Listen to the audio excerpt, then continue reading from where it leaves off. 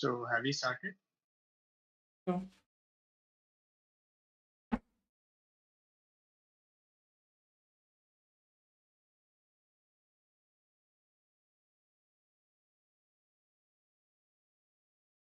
I can't see my face yet.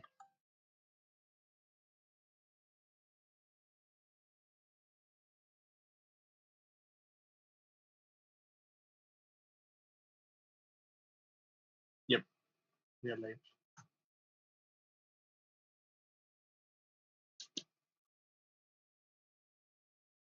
See my face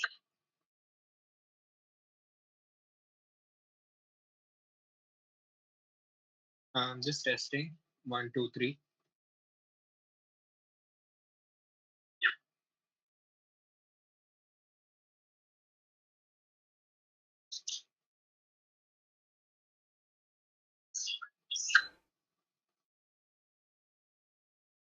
Have you already got a someone watching? yeah, I think that's me. But not the like. Like is not I'm not the one who's liking. someone liked. Yeah.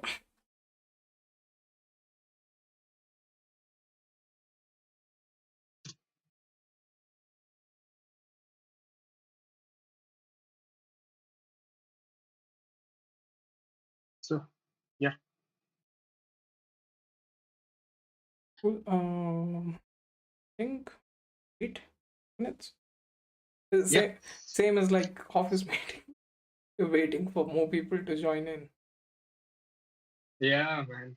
But except there's going to be like a lot of. It's not going to be boring.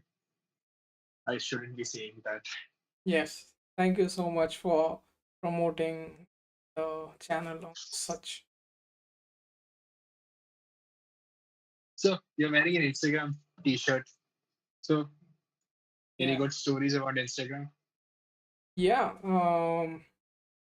They do have uh they do have a Django backend. So are you telling me that I should like apply for Instagram and then go for that specific team? No, like I did try to study out Instagram's backend, and I think there's a public post about it as well, about how just one instance of Django handles all of the incoming traffic of Instagram. Oh, nice, nice. Would be something that I would be interested in seeing.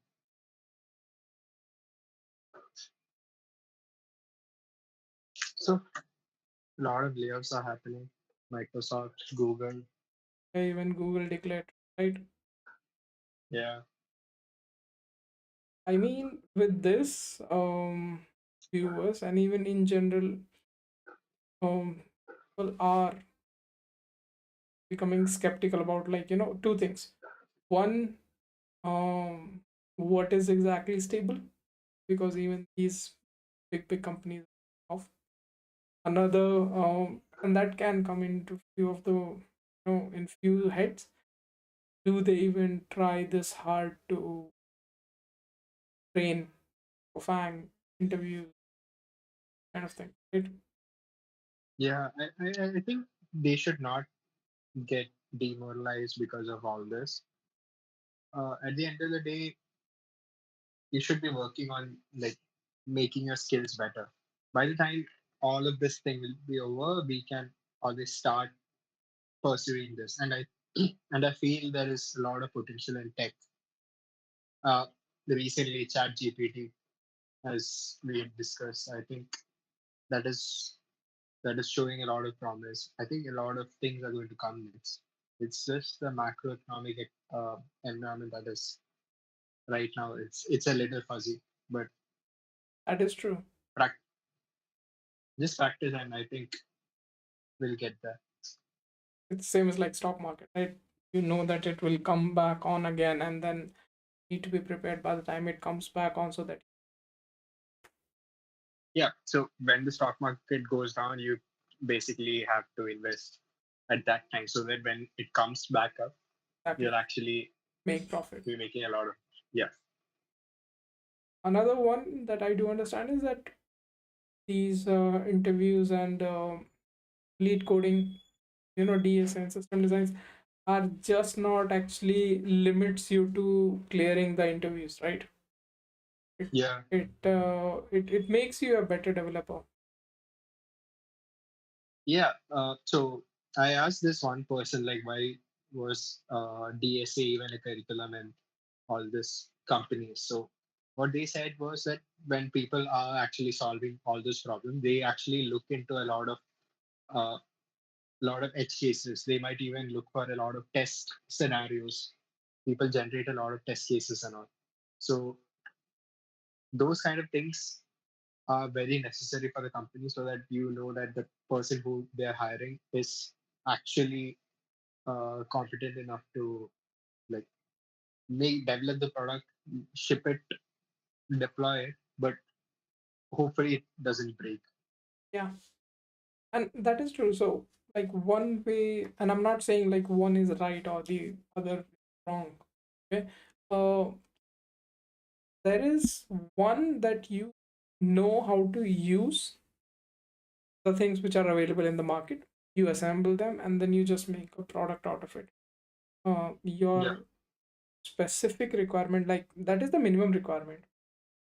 Specific requirement will be needed when you need to optimize something, yeah, which you will be doing sooner or later at a point of time. yeah, very true. We'll start for now. Uh, I think, yeah, I was supposed to ask you the questions, but I did not prepare much. So I was a little busy. I think you must have prepared some questions there. yeah, yeah, I have few questions. Um, and not like the last time, like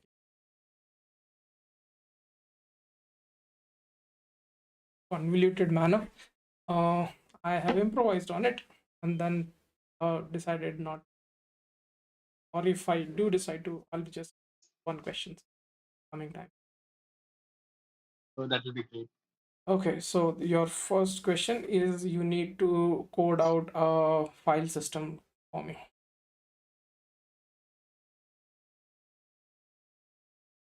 What? Yeah, I can do that. So should I start with that? Okay, man. So what are? Oh, I thought you were actually serious about this. Yeah. Not this time. We'll be having that soon. I think that would be a really good thing, right? So one is that the high level system designs that we do have, and so that is a good discussion. But another one can be have these smaller components, and then you need to code it out, because I have recently faced that these kind of questions are increasing, and then companies do ask that. Yeah, I do agree. A lot of interviews, they sometimes they ask DSA question and then ask them to design it in a way that it is easier to manage. Yeah. But that is a story for some other day. For today, you just need to find an element in a grid.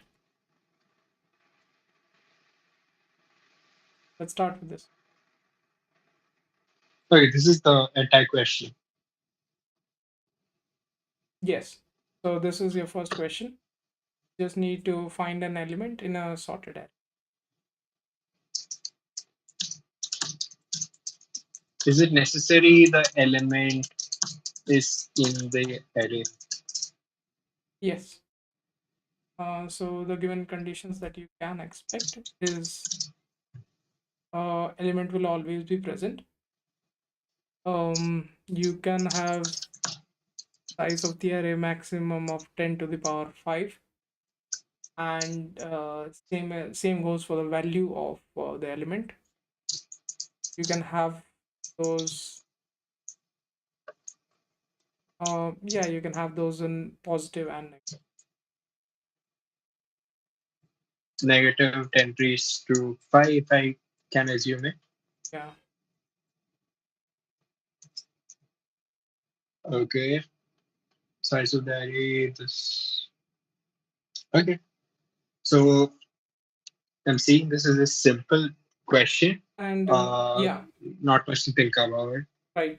I, So I, I don't think there is not much to think about, but I'll just run you through the example. yeah, So in just this one, Gautam, since like this is the first question, I would expect you to, for example, tell the viewers some tips of, even if it's a simple question, what were few of the keys points like you do see, so that you get the idea that this is the way that how I'll solve it. yep. Okay. So the question seems very simple. So that's why the best approach is to always ask few questions, like some doubts that you might have. Like one of the thing was, is the element going to be in the array or not? If it is not there in the array, what should I return? What should be the size of the array? What can be the range? If there is a possibility that if that element is repeated, is there a duplication?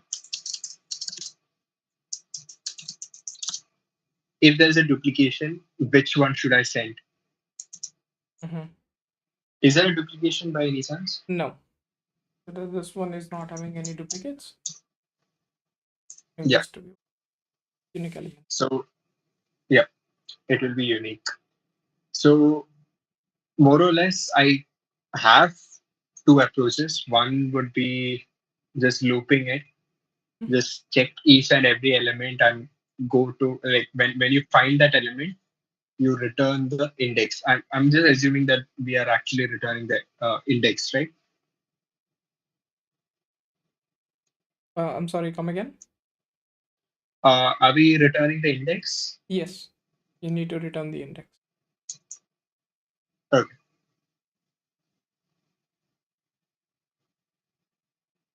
So Tushar has asked one question: how do you tell interviewer directly optimize one, or you improvise some brute force and show? So the thing is, uh, I usually write the brute force first, because that way the interviewer can understand that, yeah, this is the answer that should come by hook or crook. After that, you basically introduce the optimized one, because sometimes if it's not working in the optimized one, it's not going to work in the brute force one. So brute force is the easiest one to write, and also it's the easiest one to express to the interviewer. And the interviewer might say, "Yeah, this one works, but then can you optimize this?" That's true. So basically, you have cracked the first point, and after that, you like it's like a 10-mark question. So you are using that 1 mark to actually verify all the parameters are right. And if the answer can be solved in that way that you're thinking of, after that, the 9 marks is basically the optimization, how well you do it. Yeah. So, yeah, thank you, Tushar, for asking that question. So, uh, I'll just write the pseudocode. Yeah. So, Uh, like, which approach is this? You mentioned that you're having two approaches. so, the first approach is to just go from left, pick each element, check if that element is equal to the element that we want to have. If the element is the same element, then you return the index. Okay, so this is like a brute force approach, right? Yeah, it's going to be O of n uh, time. Okay, and no spaces. Space is no space. I don't think it's needed like that. Okay. Uh, sure. So that is like the basic brute force approach. That is fine. I think you can proceed to the optimized one and then move on. Okay, so the optimized one, I will use binary search algorithm. Mm-hmm. So basically, I will check, like, I'll put two pointers, the start at the end at which I want to search. I'll check for the middle one. The middlemost value, if it is less than the uh, value that we are looking for, then the left side of the array is not usable. So I'll give you an example.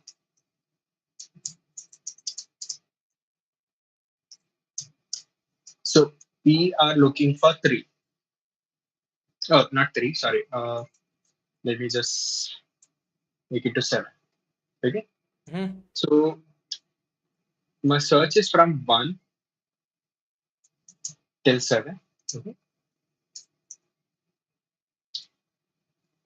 Yeah. And first thing, just pick a number. Three. Three. Okay. So we'll look at the indexes. Uh, one has zero as an index, and seven has six. Zero plus six by two, which is three. We will be pointing at four at this point.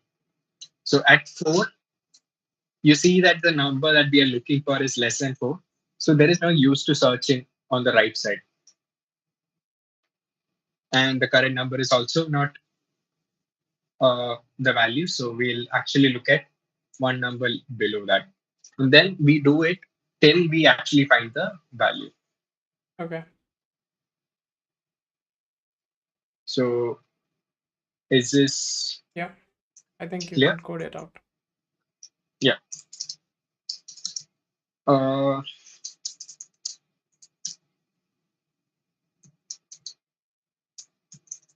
array comma value.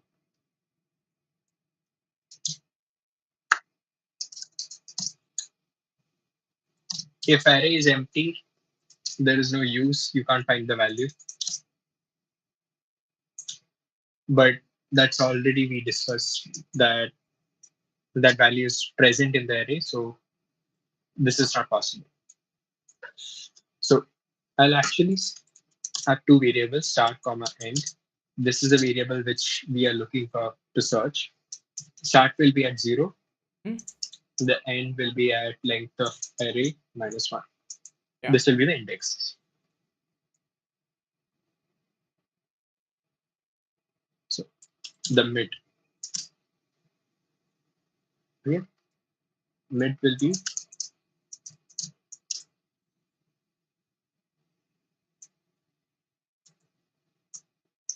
start plus n by two, or you can always say start plus star n minus start by two, but that basically comes to start plus n by two. Yeah. So you mean start plus, and this is like more for a viewer. As an interviewer, I won't write it down. Yeah, by two. Yeah, These are the cases in which, say, if your first and last values, like, is when you add them, they might overflow an integer. So in those times, you need to take the mid value. yeah, Go on, Gautam. yeah.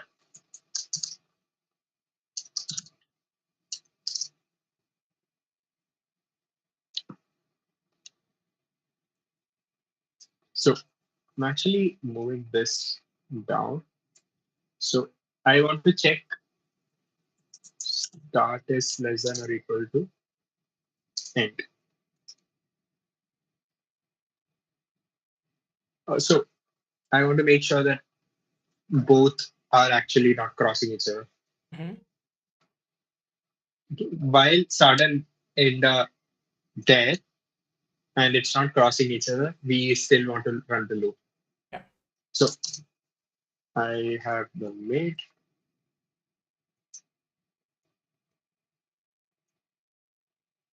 So first thing I want to check is the value at the mid is area mid. So first case value at the mid is equal to uh, the value that you're looking for. Then you just have to return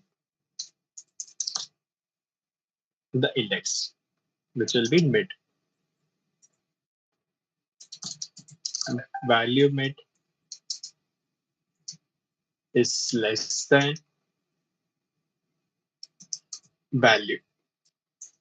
Then the left side of the array is not where I should be searching for it because it's a sorted array, Yes. right? So what I will do is I'll make start equal to mid plus one. So why mid plus one? Because anyway, I'm actually inclusively searching for start and the end.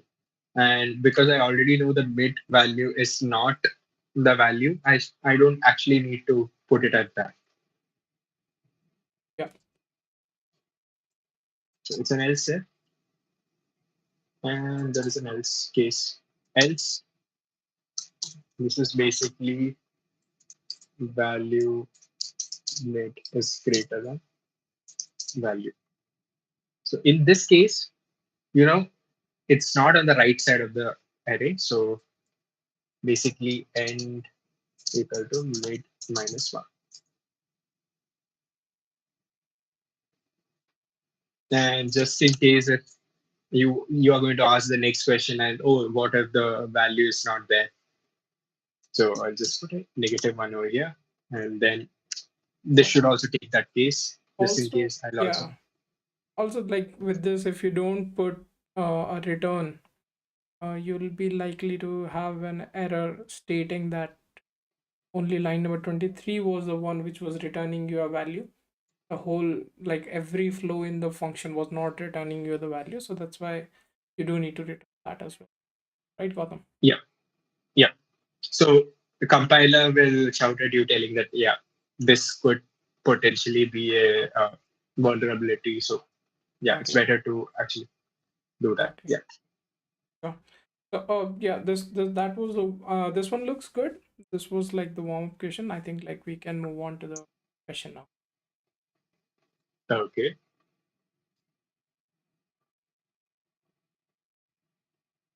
So the next question that you do have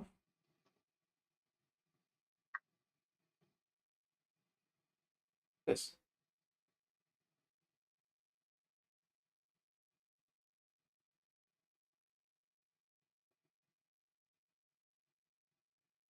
Okay. Sorry. I'll have to first integer. We provided out with the matrix, two-dimensional matrix, and in that you do need to return where is the value which has been asked for. Hmm. And in this specific case, you can expect that there is only unique values which are present. So unique as in completely unique.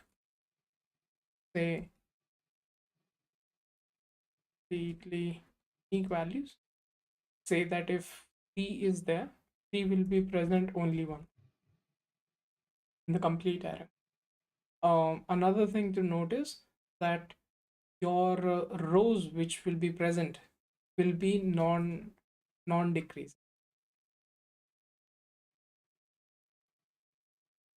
Okay. Can you give me an example of this?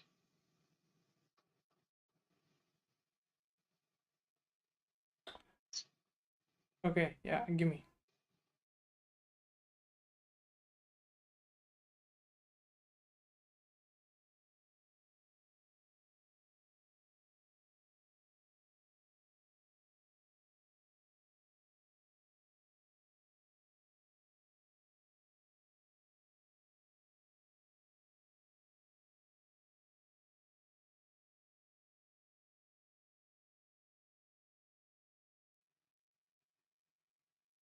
There you go. Okay.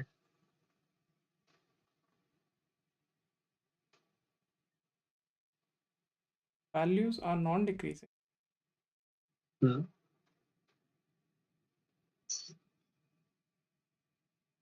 Okay. So, and in Okay. this one, you Understood. just need to tell whether the element is present or not. Okay. See, there's an easy solution to it. Flatten the entire matrix and then do it. Um, But that will be what do you mean m by time. flat and like? Can you please elaborate that little? So you just take each row and just append and like 1, 3, 5, 7, 10, 11, 16, 20, like Mm-hmm. that. And in that, you will be like when you're searching, you need to search it linearly, right? Not be a sorted array then. No, why would it not be a sorted array? It's saying that the first integer of each row is greater than the last integer in the previous row. Oh, okay. Yeah. That case, yes. I mean, I don't want you to get the next question. So that would be an expression. No, no. Please carry on. You were saying something. Okay. Okay. Somehow, like now I have time for not just solving one, but there is also another question which I have a hint. So that's good. Uh, so flattening the matrix is one solution where flattening would take O of n plus after that it is going to be O of log m times n, but that comes out to be uh, n. Mm-hmm. So that would not be a good solution, but Yeah. that would work. That would work, right? But in this one, like we are looking for a little bit better solution, with better complexity. Okay. So one hint that I can get from this is that the last element, sorry, the first element of any row is bigger than the last element, and for each row it's going to be sorted. So basically, uh, I can actually do a binary search on the row first. Yeah. Sorry, not in the binary search on the column first, and I'll find out the number which is less than uh, the current value, less than or equal to the current the value that I want to find, and in that I will search the row. First, I'll search the column like this. I'll search 1, 10, and 23. Out of this, the target is 3. So in my binary search, it will yield as 1. 1 is the nearest number to that. So Mm-hmm. if it's not 1, then I'll search the row of wherever the 1 was. Okay. So do you think that would be a Yeah. good solution? This is this is same as like binary search, but you're doing it in a app, right? Yeah. Cool. Go on. Yeah. Wow. Mm, no, no, I'm just using the uh, previous question. Sorry, previous answer. Uh, should I actually change this? Change what? Should I actually start from the scratch? No, no, no. You can take the reference from your. Okay. Now, in the times when interview says that you can take reference or you can use the template from your last code, they are usually seeking that um, how much less of a change that you can make in your last code and then again. So the idea is by the time you're giving out your first code, it will not always be possible that you can reuse it, but try to write it in such a manner that it can be easy. Right, Gotham? Yeah. So I think this happened with me in one company's interview where I really wrote a code which was very difficult to like it. The question was difficult. I answered it, and then he put some question on top of that, and I could not solve it on time. This was like 2 years ago. That time I realized like system design and designing entire Yes. code is very important. Yes. So I have this function called solution. This is where I'm going to write the solution. So yeah.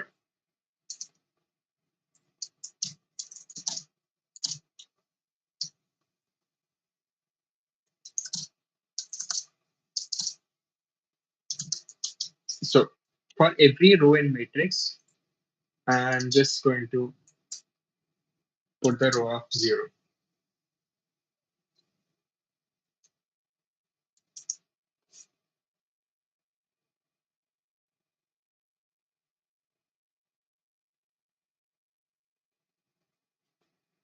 Okay. Yeah. So what I will do is, mm, Okay, I'll have to run through this because I have made this change over here at line 39. Okay, so I'll have to run through this entire code and just see if this one is supposed to be start or the end. Sure. But yeah, so row numbers. So we'll do a binary search. This will give me an index.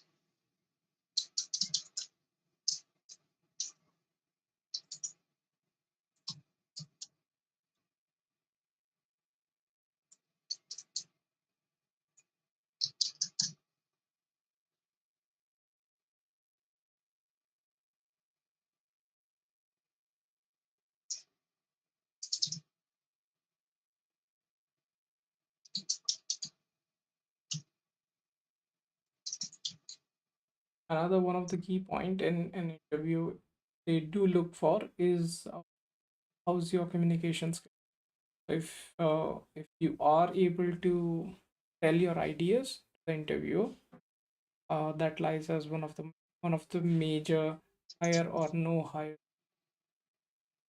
Yep. So in this, I actually find out. See, I'll just use this as the comment. So let me just.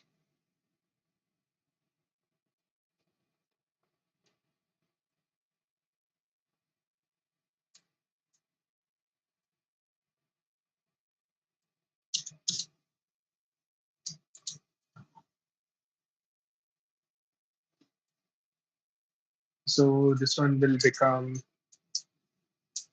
the 1, 10, and 23. So this should yield 1. But Okay. let's see. Let's when we run Yeah, maybe the we can do entire a process. dry run and then Yeah. So I'll just tell you the logic basically. Now, after the row is found, column should be binary search of the matrix of row. And this should come as, oh, sorry, this one should be 0.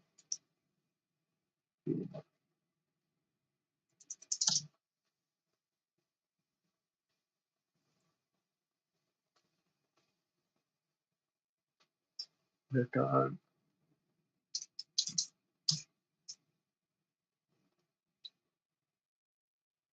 So, matrix of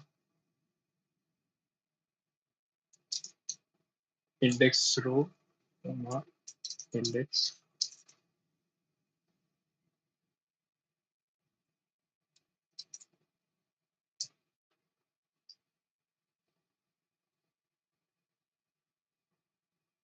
index column. So this should work, but the thing is, there is this thing that can happen, yeah. and it's a true or false question. So that's the catch. If the value is not there, then you have to return as false, right? Yes. Your line 49 is, I think, throwing an error. So you can look into that as well, right? Yeah, yeah. Sorry, I got a very small screen, man. Sometimes it takes a little while to debug. Huh. So this should work, but there's a catch. So what if you put a number like 8? Let's check for 8. Sure. 8, it will land on the first row, but then 8 is on the after 7, right? Mm-hmm. So basically, when you put 8, you will go out of bound. And if I actually check for matrix of index row, that will work. But the index column is going to go beyond the matrix. Yes. What if the value was Anything beside that is okay. Like if the value was negative something, Mm-hmm. then what do you call this? This is still go and check on the zeroth index, so that is okay. Negative values are okay So, in this. but in this case, for example, let's say that if my input is actually 8, that is a valid Yeah, input that we are expecting, like one of the valid test cases. So you say that your code would not stand in that? yeah. I think I have to put a case, Mm-hmm. case where index column, if it is greater than or equal to length of,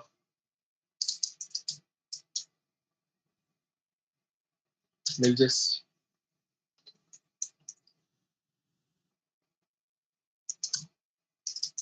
row count equal to length of matrix, column count equal to length of.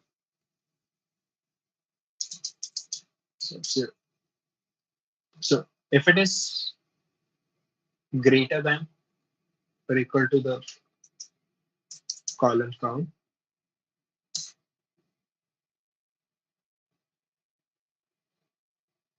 then uh, return false. Okay. Oh, Tushar has put, I think this is log m plus log n. Yeah, log n plus log n is basically log of m times n. Yes, but like m plus, so I think he's with line number 52, he's saying Hmm. uh m plus then log m cross n. Yeah, yeah, I understand. So we can actually modify this binary search. Like there are two binary search we can use. Uh, One which just looks at the zeroth column and then do it. If you want, I can do that right now. No, So there is one thing. Yeah, I see that you can optimize this one. The one thing that I did really like about your approach was that quickly, like, tell me what's the other way that you think that you can solve with this? You were saying. no, I'm just optimizing this. Like to be correct, you can just have binary search row and binary search column. Mm-hmm. Those will be two separate things. Binary search row will just search within the row, Yeah. and the column is going to be searching on like it will be the normal search, the simple one Got in it. the array. Okay. Yeah. No. To be honest, like with you, the way that I was thinking was that we do need to take side by side the searches, like the usual pattern in which we have learned to find out the answer in 2D binary search. But I really like the way that you have completely leveraged your previous solution in line 51 and 52 to find out the answer. But yeah, as you're saying, please, if you think this is necessary for the optimization, uh, please go on, do it. Uh, so basically, the thing was that if I actually write a copy of this function, I can avoid this. Mm-hmm. So it depends. Got it. Yeah. Like for now, I'm doing this because uh, in normal code we can write a binary search for the row as separate entity. It's a uh, Yeah.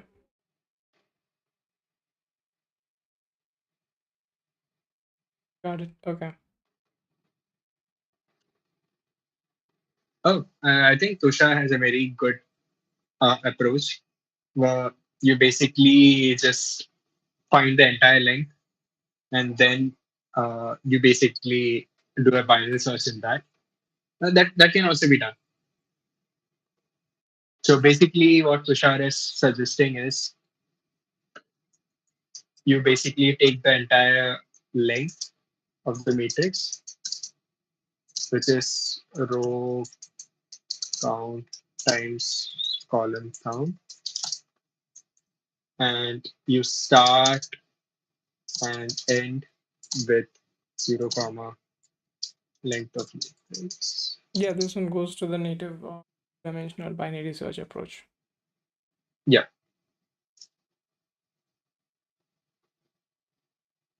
you can do that. Yes, yes, Tushar, like that is the point. In this one, there is the regular method in which question is solved. But another way that this code is really appreciable is that Gautam is able to directly refine out that code just directly using the binary search two times, and then it's doing its work. Yeah.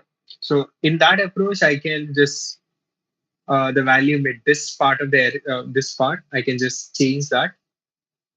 We'll take the what do you call it, start and end, and then you can just put like uh,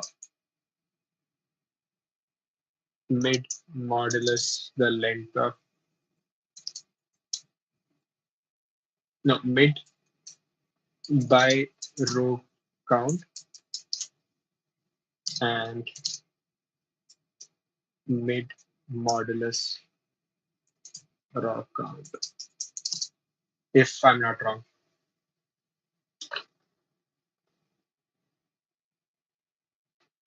Yeah. And by doing this, yeah, it's pretty straightforward. You can just use the binary search that is already given. Yeah. Kudos, Tushar. That's that's actually a better approach than this. Yeah. Okay. So Gautam, shall we move on to another question? Like I have a Yeah. slight variation in this within the same. So now, uh, the question is would be more of, let me write it down in you. I already wrote it in the file. So yeah. You already made a file? Yeah, Yeah. Yeah. got it. Question 3.5. Okay. In this one, you can have duplicates. So duplicates values will be available, will be present, and in this one you need to tell me the count of number of times a value existed.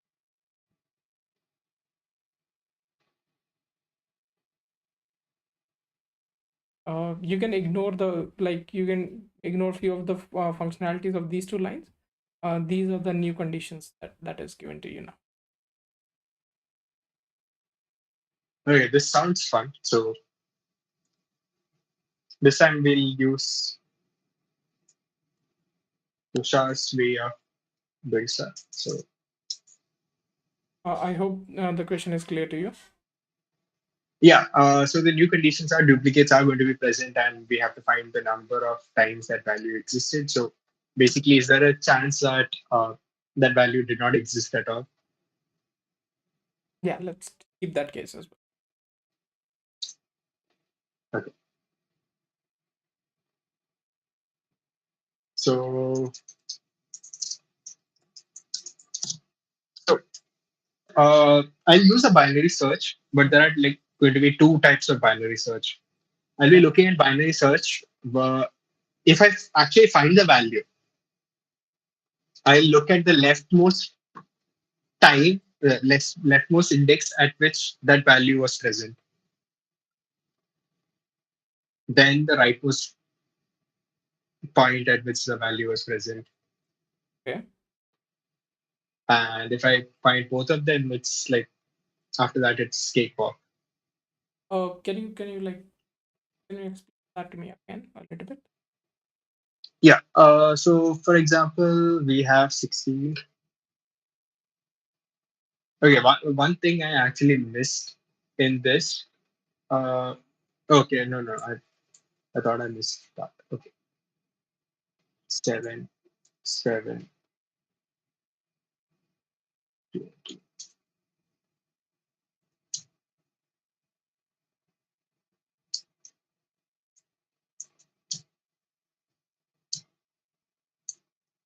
So this is still a valid Um, matrix, right? you have changed the length. Yeah, now it's still a valid matrix. Okay, so for example, we are trying to find 7.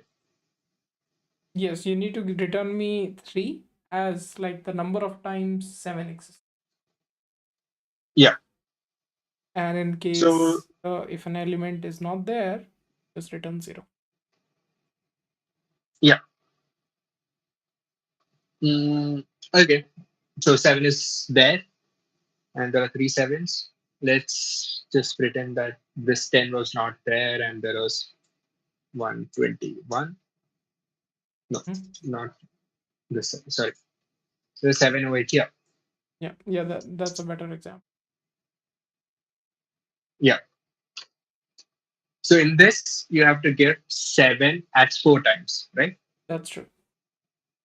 So what I would do is I'll try to find the first occurrence of 7 and the last occurrence of 7. So Okay. how do I do that?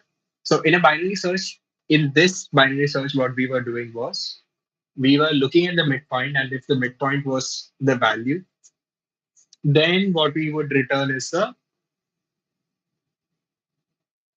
the index at that midpoint, right? Mm-hmm. So what if we actually found it at the midpoint, but what if we want to find out the leftmost as in the starting index at which this value is going to occur? So in that, Okay. what choices we make is that when we actually the midpoint actually reaches the uh, value, what we will do is we will actually record that at this index we found that value. But what we can do is we'll look at the left side of it. Okay, so if I have to show you this, it will be like 1, 2, 3, 4, 5, 6, 6.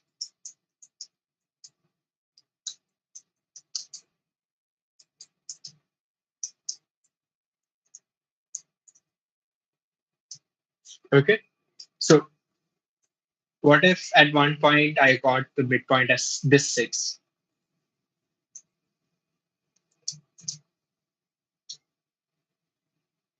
Okay, sorry, not this one. At this 6. Okay, at one point. At at that point, what I will do is I'll record the last time I actually found that at this index was at this index.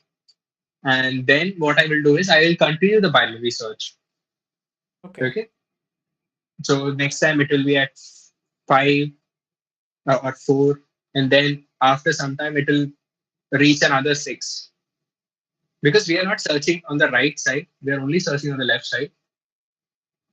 Every time I find another 6, I will actually record the position at which that 6 was. And after the entire thing is done, I'll return the index at which the last time I found 6. Okay. But in this one, we are actually looking for the count. Yeah. So this is the starting position. I'll do the same thing for in the reverse. So So, basically, I'll hmm, but in like binary search, the usual decision that we make is based on the pivot, right? If the yeah, value mid is equal to or less than equal, we take certain pivots. So, yeah, in a case that you land on this one first, you will yeah. still be making the decision to go on left and right in this parsing, right?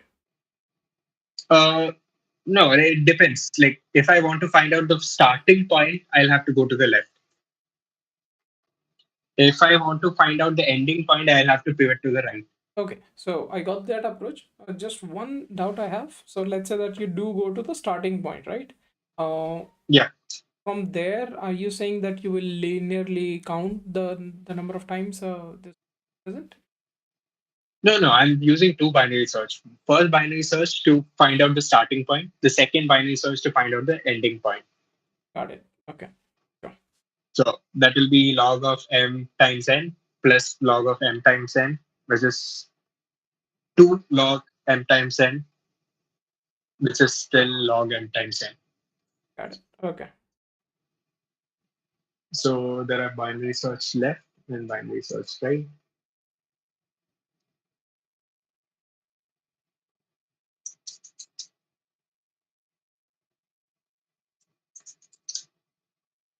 And this time we'll actually use Tushar's suggestion.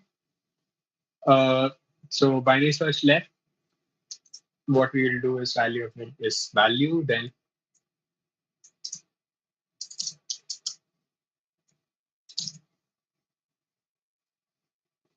Mhm. This one, instead of returning the value, Gotham is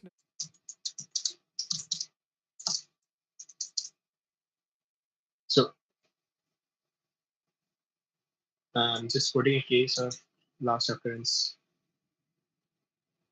is -1.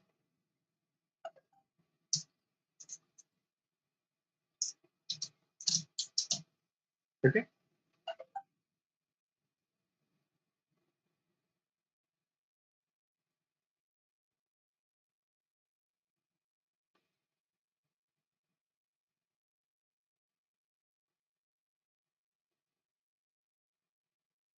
It was not how it was. Sorry, page on the wrong place.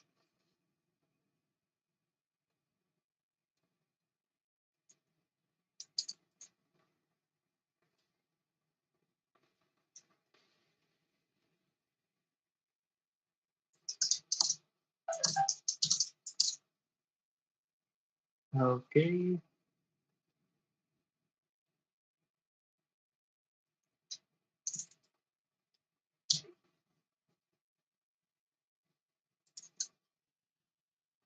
We'll be sending the last occurrence. So binary search left, that will be the left, like the leftmost, the starting position. I think I should actually, yeah, left should be good enough.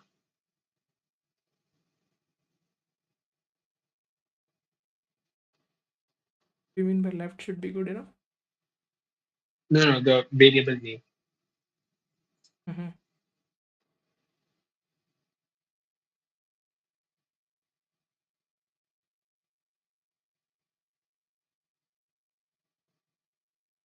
There's a possibility that Hmm. line 39, Yeah, that first hit that you get on mid is the first occurrence. yeah. The setting end as, Hmm. and you are So storing the last in that specific case, the end value will become out of bound in line number 30. yeah. Got it. So every time I find the occurrence, I'll just store it and then I'll just continue going on till I can find the last one. Okay. So in these two ones, we will be getting the starting and the ending values. Now I'm really curious that you do have the start and the end of it. How are you proceeding?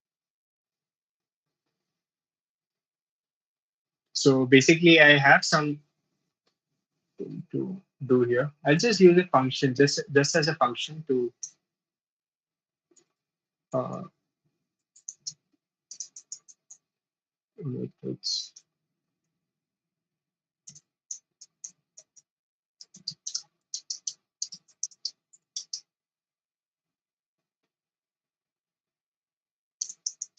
Does this function do? Value.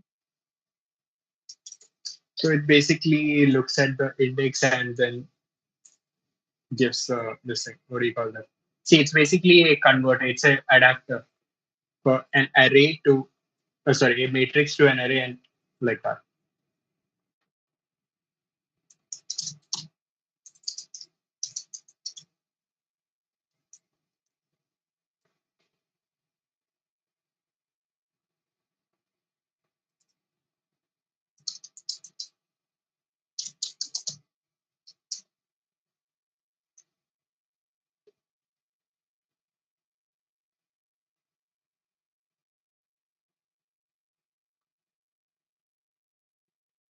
The total length is like that. So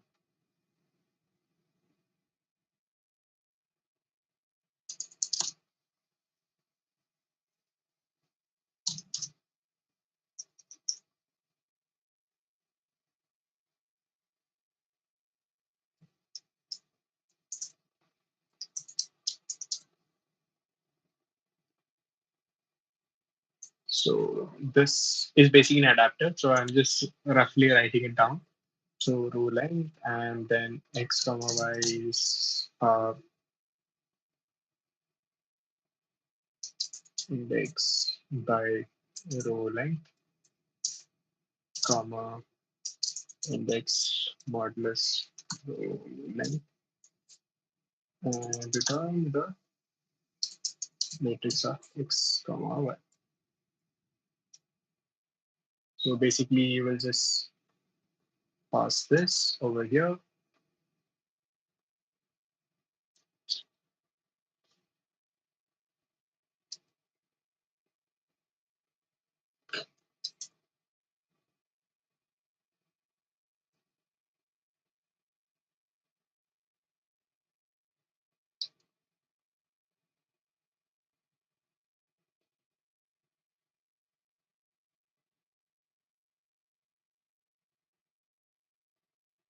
I'm just cleaning up the code. That's all.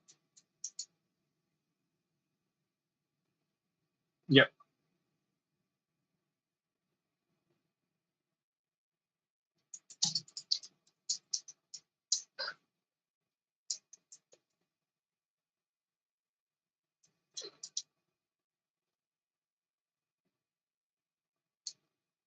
Yep.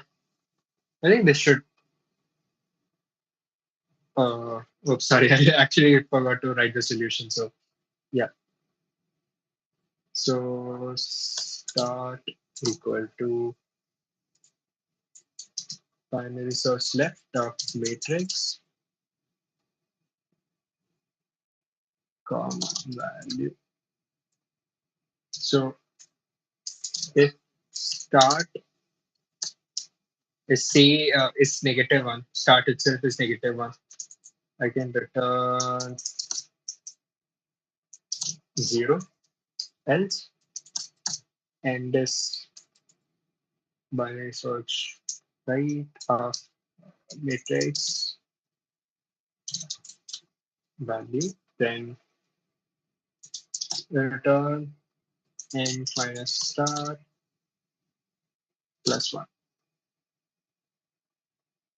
I think this should work. So I'm just like confused in the start and end values. So where do you start? At which index is it starting? If it was flattened into a matrix, but what we are doing is we are adapting the matrix through a helper function like get value from matrix. Huh? So what if the matrix was flattened? I think you mistakenly. Oh yeah, you pasted it. Got it. Yeah. If it's flattened. If it's flattened, there would be an index at which this value is going to start, and there is a index at which the value is going to end. Mm-hmm. So I found out those two values, but I'm actually not flattening the matrix. It's just a Okay. way, it's using an adapter pattern Yeah. to actually make it work. Got it. Okay. Yeah. This code looks really modular. Hmm. Uh, what do you think is the time complexity you have in here? It's a log of m times n, and the space complexity would also be O of 1. Okay. And do you think that you do have any of the team test cases careful about? Yeah. So the last question we had a test case where we could not actually find the entities, right? So binary search left and binary search right is basically looking at all the entity all together. So if it's not there and it's giving, it's not actually going to give. If the last occurrence was -1, then it means that it's not there in the array. Mm-hmm. in the matrix. So I think this should do the trick. Uh, is there anything that you think might fail over here?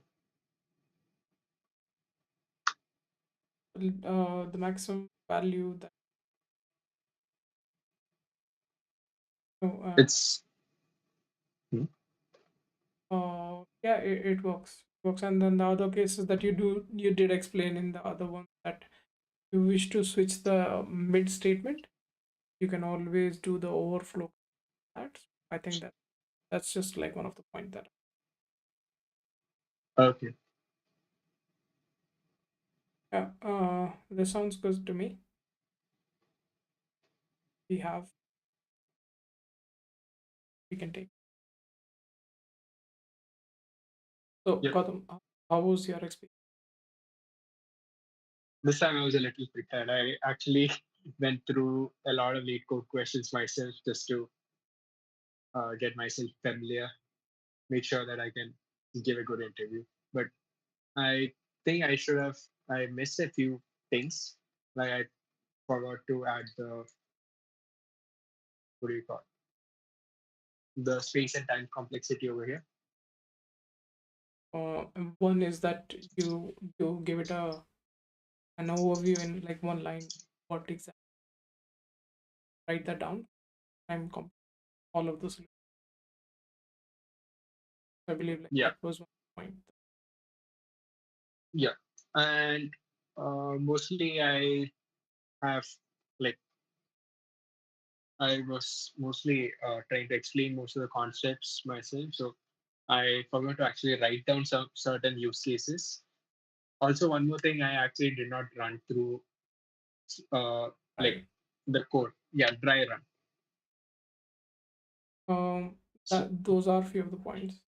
Uh, in that you do so in those specific scenarios, one does needs to communicate with the interviewer, and then yeah, see in this one, as you can see, the interview was particularly very quiet.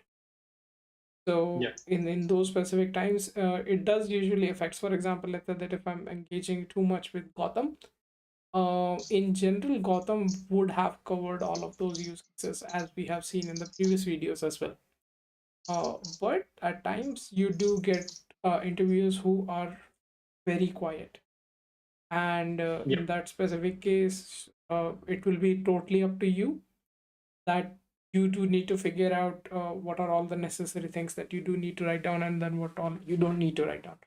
In this specific case, let's say that if I was very quiet, um, and I was not engaging very much with Gotham, there's a chance that Gotham was not able to cover few of the test cases, or let's say that he didn't uh, write out the complete time complexities by himself. If the interviewer is not in that shape, maybe he can take it against you and just mark as like one of the point that this guy did not describe this specific instance. So Gotham, it was like all intentional this time. yeah. It sometimes throws off the candidate a little like that. So sometimes the candidates must know like what kind of an interviewer this person is. Some people are very quiet. Some people are very open about suggestions. Yes. And the truth is like you will not always be landing with a good into like there would be a very good interview, the interview will be good for sure, but it not necessarily that they might be outspoken too much. Yeah. So it can be different kind of people. So like I think having a strategy before going to an interview might help you out, but also you can always ask like, hey, is this one right? Do you think that I should be doing a dry run? Yes. Try to have a conversation with this interviewer And as much as possible. exactly, and even in the case that they are not a kind of person who do not talk that much, just keep on asking, and that's what they basically seek. Yeah, to be honest, that's what uh, they are here for the interview. Yes. So Gautam, I have one question for you. So say that You are someone who have no clue about anything, like DSA rounds and all of those kind of things. And let's say that you're a complete fresher. Starting Yeah. like from today, what would be your strategy that you would start with? Uh, so a lot of people actually they make this mistake, which I also did. Start solving a lot of questions. This might sound wrong, but to be honest, you might be able to solve these questions and like in some time, like it might take like 30 minutes, 45 minutes. You should also look into the after solving the question by yourself, you should also look into the discussion because there might be a better way to write the code. There might be a faster way to like faster algorithms which might work. That is so true. Uh, so those kind of things help you out a lot. And having a friend explaining the concept to that friend always helps a lot. And do a lot of mock interviews because solving is like a 1 mark question, but the presentation is like a 10 mark answer. So And like two very awesome points that Gotham has made here. The discussion form is filled with like so many awesome ways. Okay. Um, at times, like when we do solve out the question, we just go and look in the discussion form. We just realize that even solvable by that specific way, or even how is this guy doing it so fast. So there are very small tricks also available on a code level as well. If you know them, your code becomes insanely fast. yeah, And another one that Gotham did emphasize on was to give mock interviews, because we do usually have this tendency of preparing in shadows, do giving out the questions, submitting out on the platforms. But uh, giving an interview is kind of, it's a developed skill, right? So you knowing yeah, how to solve a question versus you giving a perfect interview are two very different things. yeah, And I think like this mistake I personally did, that I started doing mock interviews at a very late time. So which the usual thing is that it will increase your timeline to land into the company that you wish to want. So it's, just go out there, face stupidity. It's better to face stupidity in a mock interview rather than an actual interview and then failing that company, right? So yeah. so Tushar has a question how to revise a topic. And before that, once I was asked, would you like me to explain the approach or first directly write the code? He said directly code. Yeah, sometimes that happens. Sometimes they're like, yeah, I'm just going to see the code after 2 days. I'm going to go do the review like that. It's usually a red flag for me, at least, when someone tells me like that. But usually it's don't even ask that question. Just start explaining it. Try to make an impression. Like, yeah, this guy tried to explain me the question and it was very awesome. And I want this person to be in the company. So yeah, that works. And about like revising out the topic. So one of the method that I personally do is say that I solve questions on Leetcode.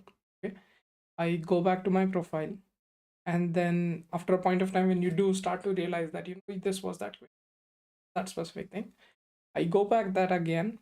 I reset that question, and then I just try to solve it again. If I don't, so this approach is based on the way Gotham has told before. So you do solve out your solution, and then you look into the discussion form. Then you know that the this solution that you have submitted again is your best understood and one of the best performing ones. So you do go to that submission again if you're not able to solve it out, because the fastest code that you'll be able to understand is the one that you have written by yourself, right? Yeah, So I totally agree. I usually do that. I go back to my previous submission, and then let's say that when specific line, everyone has a specific style of coding, right? So you do understand that line very fast, that this is how it was done, and then you keep on revising those specific. Yeah, totally. Uh, so, Sahil, That do you have any tips or some like how do you actually approach a recruiter or how to actually approach an interview usually? interviewer or the recruiter? Both, if possible. Well, to the recruiter, at times it is so one is that you do keep an index, you keep an eye on the job portals, right? And it's usually, for example, there is usually said that it's a time window in which you do apply. It matters a lot. For example, let's say that if you applied say 6 o'clock 6 p.m. on a job profile, and on one job, let's say that 3,000 people are applying, so you Yeah, applied 6 o'clock, and then let's say after you by the morning, like by the time like 10 a.m., the recruiter opened their computer again, 300 people more applied. So your profile does goes, if it's not like completely standing out, it goes out in little bit of scope. I'm not saying that the recruiter will not notice it, but there's a lesser chance. So one way is that you do usually send out the mails to the recruiter on office hours. Please, they are human. They when be professional. Please be very professional. Because in I think in early days or even after some time, people do reach out to recruiters in a very casual manner. One should not never do that. Be research about the position which they have specified, or at least let's say that that you are searching matching for this profile 70%. The rest of it is that I would reach out to them. They say that this is what my experience is, but if you do have any of the similar profiles, please do let me know. So you keep apply for that, but you do keep an open discussion. Let's say that any of their partner recruiter is recruiting, they reach out to you. So that's my usual strategy. so that's good. So there are some times when you apply for a job and like, oh, we are not hiring for this. Like your specialty is this. Yes. What we need is that. So how do you actually tackle those kind of cases? So in that specific case, I'll usually be saying, oh, okay, I do understand that this is the specific code or the skills that I hold, but you're looking for this one. Please do forward me to any of the recruiters that they are aware of within that company are hiring for those specific roles, or at least you can request them that they can circulate your CV internally for any of the specific roles if they're hiring currently, or at least they keep it in their talent hub, and then next time something comes up, they they reach out to you. Yeah. So sometimes in the interview, uh, the first 5 minutes actually matters. So sometimes they start with the introduction. You will actually know what kind of the interviewer that person is. How interested are they? Like how do you actually plan for that person to be interested in you and all those? So what if you meet a interviewer who is like who you know that this person is not going to be impressed with whatever you do? So what do you do in that kind of scenario? I think smile more, and then at least have your fun. uh Yeah, at least you're learning a new question. Have a practice, smile, and that's the only thing. so that's good. So enjoy the interview, Yeah, right? yeah. At least like, so it does becomes that, right? Initially when we do start practicing out an interview, it is more of like a scary thing, scared, but after a point of time you start enjoying it. Okay. So there are so many topics. How do you remember everything? Honestly, I don't. It's more of a constant grind, right? That you just need to be involved with those kind of topics just so that you do remember them. For example, in data structures, let's say that if you're directly not solving questions with hash map, but if your day-to-day work or any of your hobby project does involves that, you will be on top of it. You will remember the patterns. So that is one way that I do remember. What about you? How do you remember all of them? I know that, and I know that you are, comfortable with a lot more topics as compared to mine. So how do you do it? So is that like a Uh, special a brain part that you get from like being in an IIT or something? Any no, specific man, I'm skill not. that they taught you? No, it's not like that. See, I'm very scared of like if there is a topic that I might forget. So I just practice as much as possible. Like I practice for my interview. After that, I actually go on practicing it even after I get a job every day. That is true. Whenever I get a time. Like So after some time, it's just embedded somewhere in my brain. the truth is that there is no easy way, right? You just be at the grind, do it, Yep, and keep on doing it. yep. So Uh, if if you tend to forget during the interview, usually the better time is to like yeah drink, like take a bottle of water, just drink. yeah, You can just think of it, just take a book, start writing it down. You will eventually remember it. yes. Or what I do is like I say that take a deep breath and just revise whatever you have said till this time. So instead of focusing on what the interviewer will think how you thought of that at that specific time. And when I do usually iterate it, most of the time I do get the answer.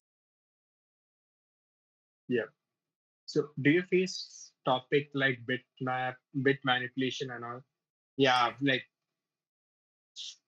yeah, it's Yeah, pretty common, yeah. but the questions are tend to be towards the easy to medium side. Yeah. For example, I don't so in a lot of companies now, discussion of DP is a discussion, right? That whether DP should be included or not, and I mean the appellation of. So you do have like a specific time limit, and in that say that you do need to solve DP plus you need to add bit manipulation to your DP. I think that is you can face it, but that does not happen. So That is just when you actually solve, like if you have like 45 minutes worth just of one interview and question. you have no, like there are sometimes some candidates actually solve it within 10 minutes and the interviewer is like, yeah, I'm anyway going to say yes to this guy, but I just want to test out his limits. Then at that point, you're pretty much good to go. Yeah. By the time you get to some very, very difficult topics, uh, you should realize that, yeah, you have already impressed the interviewer. It's at this point, the guy just wants to see how well you're doing so that he or she can recommend to their manager. So Yes. this has happened to me once. So for one interview, one guy was so impressed that literally I got a call from the manager before the recruiter telling that I'm going for the next round. Gotham thing. The question was pretty straightforward, so I could actually answer it. And with like the good companies, even if let's say you solve the question 90%, they would be more interested in how you came up to the solution. Was it organic? And how do you actually think rather than complete absolutely of code? For example, let's say system design. Everyone knows that no one can design a system in 45 minutes. They are much more interested in knowing all of the thoughts that does comes to your head when you're trying to solve a question instead of just directly writing out the complete solution. Yeah,